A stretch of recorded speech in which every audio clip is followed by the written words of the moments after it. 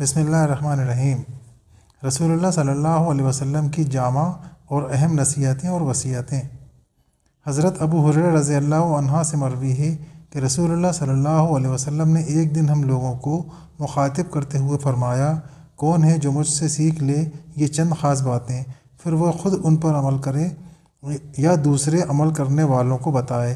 میں نے عرض کیا، یا رسول اللہ، میں حاضر ہوں۔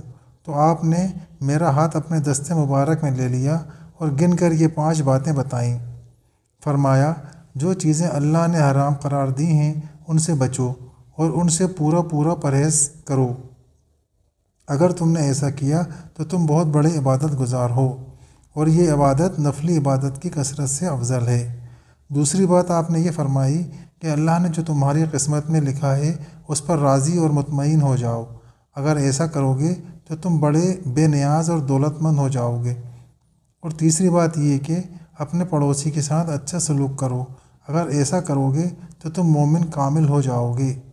اور چوتھی بات یہ کہ جو تم اپنے لیے چاہتے ہو اور پسند کرتے ہو وہی دوسرے لوگوں کے لیے بھی چاہو اور پسند کرو۔ تم ایسا کرو گے تو حقیقی مسلم اور پورے مسلمان ہو جاؤ گے۔ اور 5ویں بات یہ ہے کہ زیادہ مت ہنسا کرو، کیونکہ زیادہ ہنسنا دل کو مردہ کر دیتا ہے۔